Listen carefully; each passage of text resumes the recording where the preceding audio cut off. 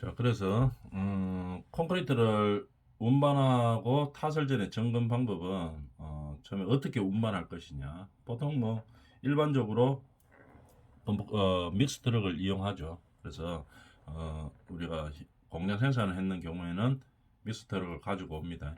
그 다음에 타설 방법은 보통 일반적으로 범퍼카를 많이 사용하죠.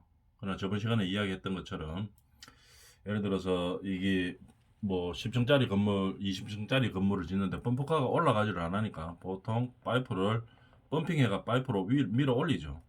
밀어 올린 다음에 그다음에 받아가지고 떻게 타설을 할 것이냐 이런 방법들에 대해서 계획을 잡는 겁니다. 그죠? 그 다음에 어떤 인원을 가지고 한 조에 몇 명을 가지고 타설하는 게 가장 적절할 것이냐 한번 타설할 때 이런 계획을 잡아주는 거겠죠. 노무 조직을 어떤 식으로 할 것이냐. 그래서 구획을 한 번에 하면 한 조직만 필요할 것이고 예를 들어서 뭐 이게 현장이 크다 이러면 한 번에 해가지고 안 되죠. 한 바퀴 돌고 오면은 뭐 처음에 콘크리트 타설 했는 거 다 굳어버리고 이러면 안 되죠. 그래서 몇 구획으로 나눠서 타설할 것이냐. 그에 따라서 노무 조직들이 이제 세울 수가 있겠죠. 그 다음에 비빔 개시부터 타설 완료까지 한 어느 정도 시간이 걸릴 것이냐. 이제 이런 것들을 계산을 해야 되겠죠. 공장에서 우리 현장까지 오는데 예를 들어서 이 지역은 토요일 날 우리가 공사해가 콘크리트 타설 해야 되는데 토요일 날 엄청 밀리는 지역이다. 이러면은 그 밀리는 시간대 피해가 해야 되겠죠. 보통 평균 같으면 한 20분 하면 오는데 밀리 뿌리면은 한 3시간 걸린다. 잘못하면. 이렇게 되면 어떻게 됩니까? 그 위험해가지고 하면 안 되겠죠. 그래서, 완료 시간을 계산해서, 그 다음에 그 문제 없을 만한 시간대에다가 콘크리트 타설할 공사를 계획을 잡아야 되겠습니다. 그래서 비빔 게시부터 타설 완료될 때까지를 어느 정도 시간으로 되느냐. 시간을 너무 초과해 버리면 안 되겠죠. 아무리 많이 초과해도 게시부터 완료까지 타설 완료까지 한 아무리 해도 2시간 넘어가면 안 된다고 일단 봅니다. 그죠? 그래서 그 시간 안에 다 마무리할 수 있는 계획을 세워줘야 되겠죠. 그 다음에 타설 구획별 어디서부터 타설할 것이냐. 우리가 현장에 이제 타설을 할때 그 계획을 세워야 되겠죠. 현장의 조건이 어떻다. 보통 일반적으로 하는 것은 뭡니까? 타설 지점에서부터, 먼 지점에서부터 타설해가지고, 그 다음에 한 번에 다 치지는 않아죠. 그죠? 먼 곳으로부터 타설해가지고 한 바퀴 돌리고, 그 다음에 또 타설하고, 이렇게 이야기합니다. 그 다음에 타설을 구획을 하는데 어떤 순서로 할 것이냐? 어떻게 합니까? 보통 순서가 기초, 기둥, 뭐 벽보, 슬라브, 계단, 이런 식으로 타설해 나가죠. 계단 중에서도 뭐 상부 계단부터 치면 안 되죠. 하부 계단부터 쳐서 올라와야 되겠죠. 그래야지 밀림이 덜하죠. 콘크리트 밀림이 덜합니다. 이런 것들을 타설 순서들을 계획을 잡아주고 해야 되겠죠. 그다음 시간당 어느 정도 타설할 것이냐 이런 거, 뭐 이런 계획들을 점검을 해야 되겠습니다. 그다음에 콘크리트 운반은 뭐 믹스 트럭으로 하고 그다음에 뭐 품질이 당연한 얘기죠. 변화의 콘크리트에 대해서 어떻게 조치할 것이냐. 만약 어떤 변화가 일어난다면 콘크리트 품질이 어떻게 대처를 할 것이냐. 이런 것도 계획을 세워줘야 되겠죠. 그다음에 콘크리트 운반은 뭐 믹스터로 일반적으로 하고 그다음에 그러면 콘크리트 타설할 때 품질 변화 아까 요 6번에서 나오는 거 이런 얘기죠. 변화된 콘크리트에 대한 조치를 어떻게 할 것이냐 이 말인데 품질 변화에 허용치가 있습니다. 어느 정도는 허용할 수 있느냐? 그죠? 어느 이상이 되면은 대처를 하고 방법을 방향을 찾아서 품질을 개선해야 되느냐? 콘크리트는 예를 들어서 펌프가루 올린다고 봅시다. 그러면 믹스 트럭에서 나와서 펌프가 호프를 통해서 위로 올리죠. 올려가지고 파이프를 통해서 이제 쭉 내려오죠, 그죠? 그래서 쭉 내려오는데 이렇게 압성이 오래됩니다. 오래되다 보니까 품질 변화가 일단 크죠. 왜냐하면 펌프로 막 밀어 올리죠. 압력이 가해지기 때문에 레미콘 믹스 트럭에서 흘러나오던 그때의 품질하고 좀 다를 수가 있습니다. 다른 경우죠. 대부분 다르죠. 많이 차이는 안 나는데 물 같은 거 안 넣은 다음에서는 많이 차이는 안 나지만도 압력으로 밀어 올리기 때문에 품질 변화가 일어납니다. 근데 어느 정도까지 그러면 변화량을 인정해 주느냐, 이제 거기에 대해서 아는 거죠. 슬럼프는 약 2 정도 내외, 2cm입니다. 그죠? 보통 슬럼프가 뭐 우리가 15 정도로 슬럼프비를 주문했다. 15로 주문했다. 그러면 13 정도까지 용인된다. 이런 얘기입니다. 13에서 만 17. 요 사이로는 용인된다. 이런 얘기입니다. 근데 그 이상으로 우리가 변화가 일어나면은 어떻게 됩니까? 돌려보내야 되겠죠. 돌려보내고 새로 가져오라고 해야 됩니다. 그죠? 이제 이런 식으로 우리가 판단을 하는 겁니다. 공기량은 한 1% 내외까지는 용인되는 거고 용적은 한 3.5% 내에는 용인된다. 이런 얘기입니다. 그 다음에 콘크리트 이어치기. 우리가 콘크리트를 제일 좋으려고 하면은 한 번에 다 치는 게 제일 좋습니다. 한 층을 한 번에 다 탓을 하는 게 가장 좋겠죠. 그런데 너무 크다든지 아니면 어떤 이유에 의해서 한꺼번에 못 치는 경우들이 있습니다. 그럴 때는 어쩔 수 없이 이제 끊어쳐야 되겠죠. 이어치기라고 이야기하죠. 한번 치고 나서 그 다음에 다시 콘크리트를 쳐서 이제 연결시킨다 이런 얘기겠죠. 근데 이어치기 할 때는 항상 조심해야 될 것이 뭐냐 하면은 일단 구조적으로 안전되는지, 구조적으로 안정한 위치에서 끊어치는지 이어치는지 한번 잘라주는지 이 말이죠. 그러면 구조적으로 문제 있는 부분에다가 콘크리트를 끊어쳐 가지고 나중에 이어치기 해가지고 연결시키다 이러면 안 되죠. 구조적으로 문제 없는 부분에다가 이어치기를 해야 됩니다. 그럼 구조적으로 문제 없는 부분이 반드시 이어치기를 해야 되기는 해야 되는데 그럼 어디에서 할 것이냐, 이제 이거를 결정을 내린다는 얘기겠죠. 뭐 예를 한번 들어볼까요? 스판이 있다고 한번 봅시다. 스판이 있다고 보면 우리가 가장 기본적으로 알고 있는 거 4분의 1씩 나누죠. 4분의 1씩 나눠가지고 4분의 1, 4분의 1, 4분의 1, 4분의 1 4개로 나눠가지고 양쪽 끝을 4분의 1 단보라고 이야기하고 중앙에 있는 거 4분의 1 2개를 중앙보라고 이야기하죠. 그러면은 만약에 이 스판에서 끊어치기를 해야 되면은 어디다가 해야 되겠습니까? 하중이 제일 전단력이 제일 적은 데다가 해야 되겠죠. 전단력이 미치는 부분에서 제일 적은 부분이 끊어치기 하는 이어치기 하는 부분이 되겠습니다. 그러면 단보가 아니고 중앙부에서 해야 되는 거겠죠. 꼭 안 하는 게 좋죠. 스판을 한 스판으로 그냥 치는 게 제일 좋은데 어쩔 수 없이 끊어쳐야 된다 이러면은 단부가 아니고 중앙부에다가 끊어쳐야지 구조적으로 안전되겠죠. 이런 식으로 이어치기 하는 장소가 반드시 이어치기를 해야 된다면 정해져야 되는 거겠죠. 자기 멋대로 그냥 편하다고 아무 데서나 이어치기 하는 게 아니고 첫 번째 구조적으로 안전한 부분에다가 이어치기 장소를 찾아야 됩니다. 이어치기 하는 곳을 찾아야 되겠죠. 그 다음에 구조적으로는 이 부분이 안정된다 이러면 그 다음에는 중요한 게 뭡니까? 누수, 비가 안 셀 만한 부분에 안 새도록 처리를 해놓고 이어치기를 해야 됩니다. 이어치기 하면 당연히 연결되는 부분이 있으니까 중간에 크랙이 딱 가가 있게 되겠죠. 그래서 아무리 뭐 나중에 크랙 안 보이게 해가 미장치를 한다고 해도 그 안에 분명히 크랙이 가가 있습니다. 크랙이 아니고 이어쳤으니까 이어치는 부분들이 이제 남게 되겠죠. 크랙처럼 남게 되겠죠. 그럼 이 부분을 반드시 어떻게 처리를 해줘야 되겠죠. 그래서 누수가 생기지 않도록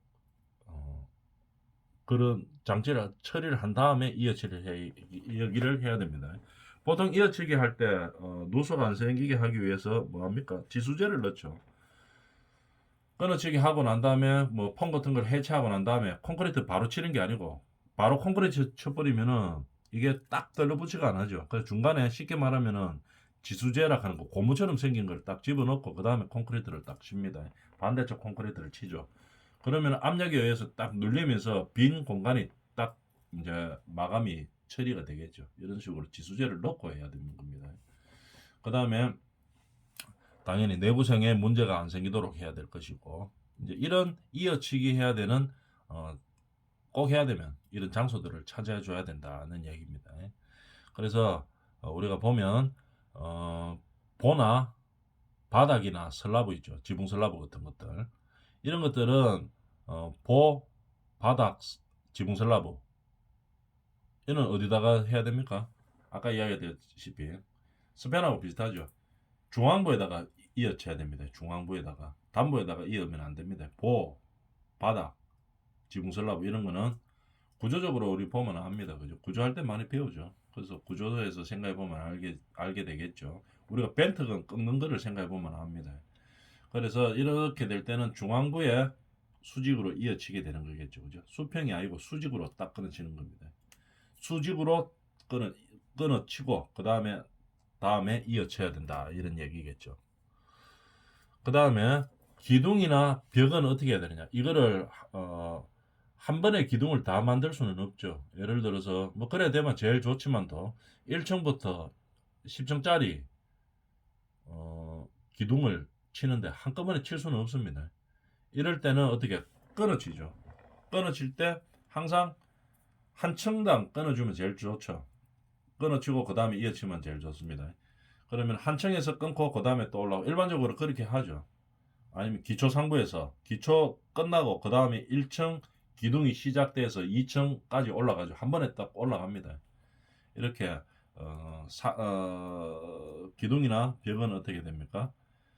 슬라브 상부라든지 뭐 1층 슬라브 상부, 2층 슬라브 상부, 그 상부나 아니면 뭐 기초 상부 여기서 수평으로 이어치게 되는 거겠죠. 이거는 수직으로 끊어치는 게 아니고 수평으로 이어쳐야 되겠죠. 한꺼번에 한 층 그냥 다 쳐야 되는 겁니다. 그죠? 근데 일반적인 건물은 한 층은 칠 수 있죠. 일반적인 천국 해봤자 뭐 우리가 4m, 많이 높아봤자 5m, 6m 이 안이죠. 그러니까 이 정도는 칠 수 있습니다. 그런데 물류센터 같은 건물이 있죠. 기둥 하나의 높이가 물류센터 보통 기본 높이가 10m죠. 9m에서 11m 요 사이입니다. 뭐 특수한 목적에 의해서 더 높이는 경우도 있지만 기둥이 9m, 10m, 11m 이러면은 한꺼번에 기둥을 치면 어떻게 됩니까? 이거 아무리 보강을 잘해도 압력이 있기 때문에 터집니다. 이게 그 부집이 터진다는 얘기겠죠. 아니면 터지지는 않았더라도 그 압력에서 수직도가 떨어지고 휜다든지 이런 현상들이 많이 발생합니다. 그래서 그런 물류센터들 우리가 많이 보죠. 주변에 물류센터들 그 공사할 때는 현장에서 기둥 탓을 거의 안 합니다. 어떤 식으로 합니까? 공장에서 생산해 가지고 들고 오죠.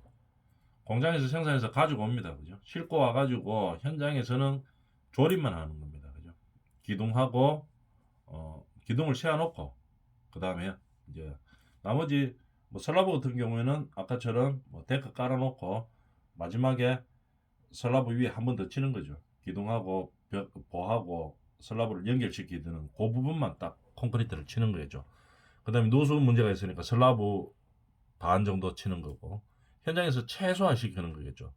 기둥은 10m짜리 거의 현장에서 못 친다고 봐야 되겠죠. 치다가 그냥 나중에 터졌다고 하면 이게 문제가 엄청 심각하기 때문에 거의 안 칩니다. 그죠?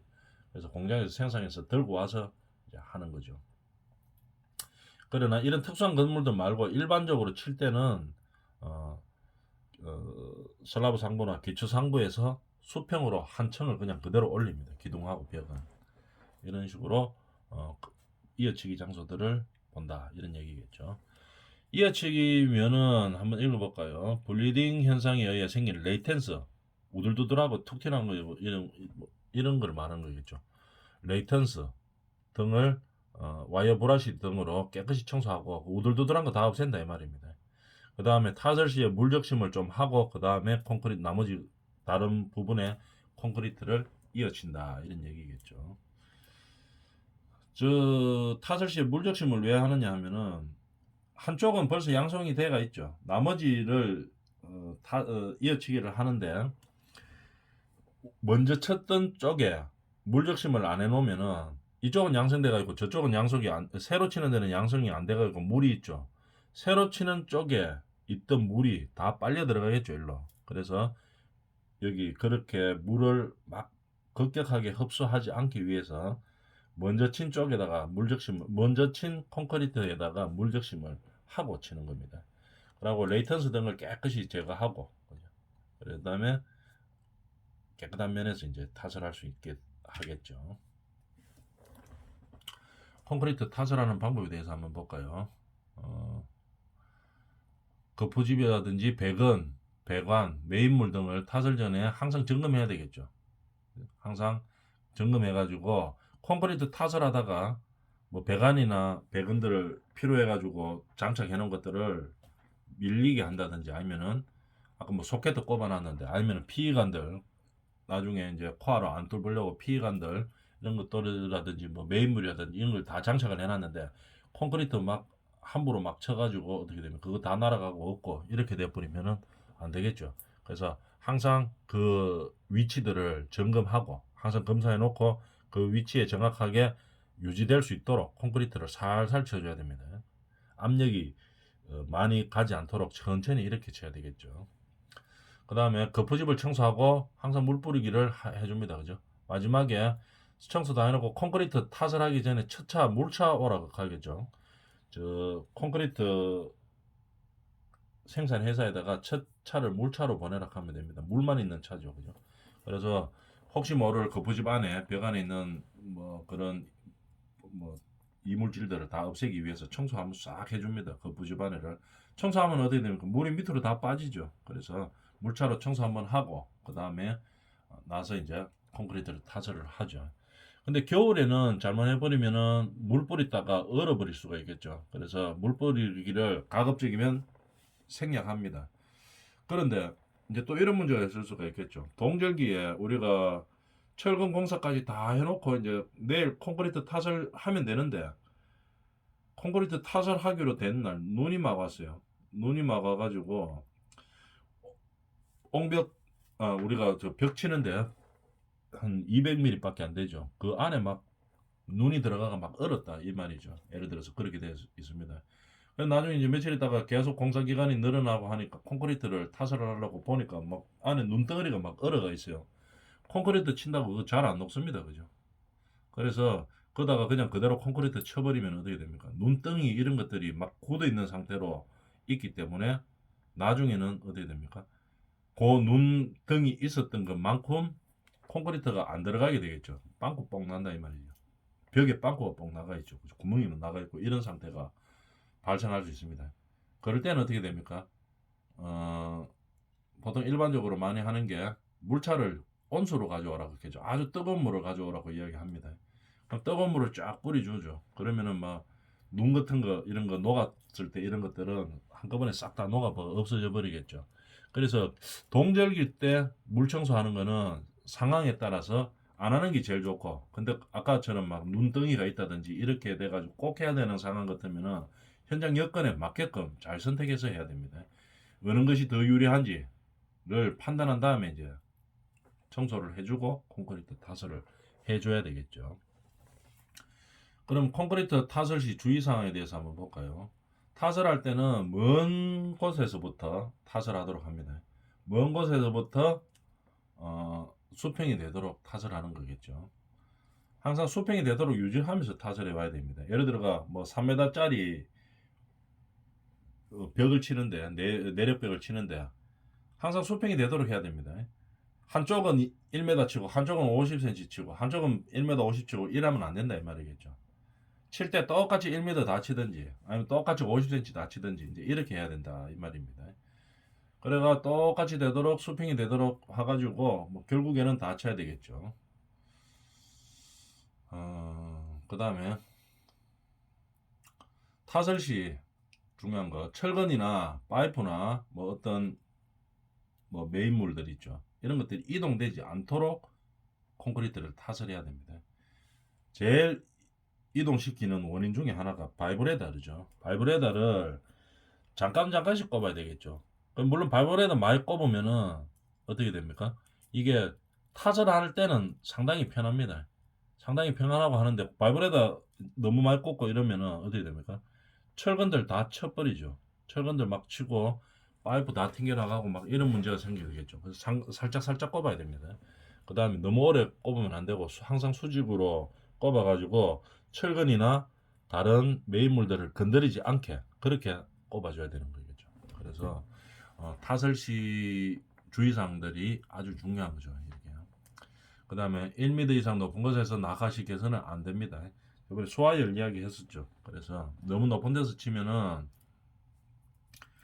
소화열이 막 발생을 하게 되겠죠. 그 다음에 또 뭐 문제가 뭐가 있나? 소화열이 많이 발생하면 어떻게 됩니까? 아까 봤다시피 균열이 발생하는 거겠죠.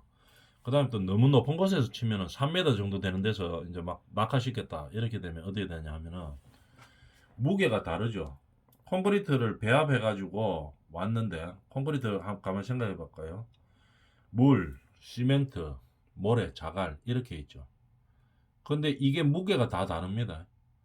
그러면은, 이래 흐르도록, 이렇게 쓱 흐르도록 치면은 어느 정도 이게 재료 분리가 안 되죠. 근데 한 1m 정도, 아래 한 50cm 정도, 500mm 정도 되는 높이에서 이렇게 치주면은 재료 분리가 안 됩니다. 근데 저 높은 데서 막 쳤다.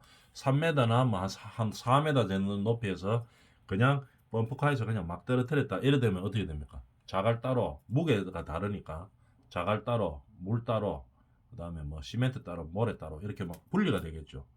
한 대에서 섞여서 이렇게 잘 믹스돼 가지고 흘러나오는 이런 형태가 아니고 전부 다 따로따로 놉니다. 이렇게 되니까 양생이 제대로 될 리가 없겠죠. 그래서 이런 문제들이 있기 때문에 높은 곳에서는 절대 치면 안 됩니다. 가장 뭐 낮으면 낮을수록 치면 좋죠. 그래도 최소한도로 1m를 넘겨서는 절대로 안 된다. 이런 얘기겠죠. 그 다음에 이어치기 간격은 어느 정도냐. 날씨가 따뜻하면은 왜냐하면 굳어버리니까 그렇게 하죠. 한 바퀴 돌고 왔는데 처음에 쳤던 것은 굳어버렸어요. 날씨 너무 굳어버리면 안 되니까. 중간에 한 바퀴 치고 그 다음 거 치고 계속 콘크리트는 탓을 시작하면 끝까지 무조건 쳐야 됩니다. 중간에 뭐 점심시간 됐다고 밥 먹고 치고 이러면 안 되겠죠. 그죠? 시작했다고 하면 끝까지 가야 됩니다. 왜냐하면은 밥 한 30분 먹다가 와버리면 어떻게 됩니까? 다 굳어버리죠. 그래서 시작하면 끝까지 가야 됩니다. 일단. 그래서 25도씨 이상일 때는 60분 안에 이어치기가 이루어져야 되고 아무리 길어도 25도 미만일 때는 90분 안에 무조건 이어치기가 다 끝나야 됩니다. 그래야지 일률적으로 양생이 될 수가 있다는 얘기입니다. 다짐은 충분히 같은 정도로 해줘야 된다는 얘기겠죠. 한 곳만 너무 많이 해도 안 되고 충분히 같은 양으로 해줘야 된다 이 말이죠. 그 다음에 기둥 단면이 클 때는 수계층으로 나누어 타설한다. 아까 이야기했던 뭐 저거 물류센터 그치?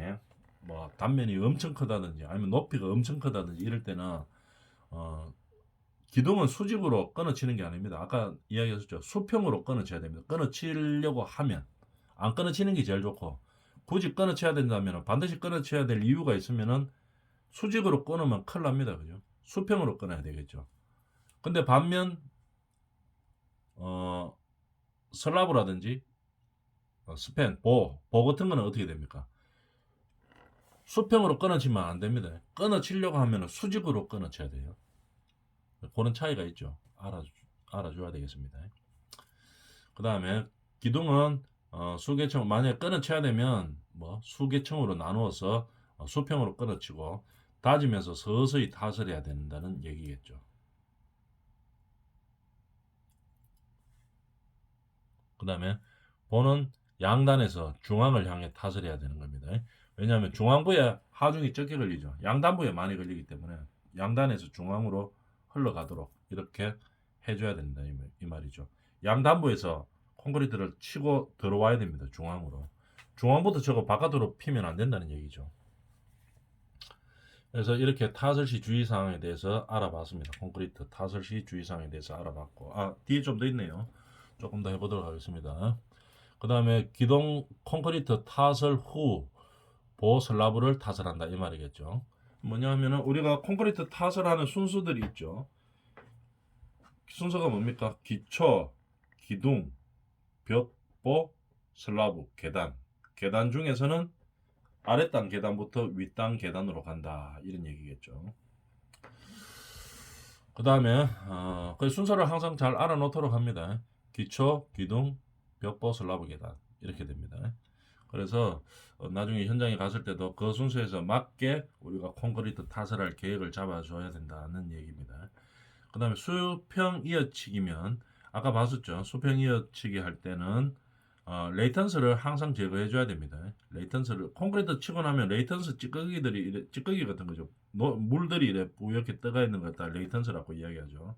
왜냐하면은 레이턴스가 왜 생겼냐면은 아까 이야기했다시피 무게가 다르죠, 그죠? 그래서 재료가 쉽게 말해 분리되는 겁니다. 약간 분리가 되겠죠. 물이 위쪽으로 올라오죠. 자갈은 밑으로 까지고, 뭐 시멘트는 아까 비중이 3.14였죠. 그러니까 중간 정도에 있겠죠. 모래는 그 밑에 있고 이런 식으로 되기 때문에 약간 레이턴스 물이 많은 쪽이 레이턴스라고 이야기하면 되겠습니다. 그럼 이 레이턴스들은 당연히 뭐 강도가 약하겠죠. 그래서 그 레이턴스들을 제거를 해주는 겁니다. 긁어내는 거죠. 긁어낸 후에 그 다음에 몰타를 한번 뿌려주고 그 다음에 타설을 해준다는 얘기입니다. 그럼 접착도 잘 되겠죠. 몰타를 한번 뿌렸기 때문에. 그 다음에 계단은 하단에서 상단으로 친다 이 말입니다. 그 다음에 콘크리트 펌프 이용 시 처갑이 항상 문제죠. 처갑이 크기 때문에 타설할 때 어떻게 하면은 압력을 좀 줄여서 콘크리트 타설할 것이냐에 대해서 항상 고민해 줘야 된다는 얘기입니다. 그 다음에 공사관리 체크리스트에 대해서는 다음 시간에 해보도록 하겠습니다.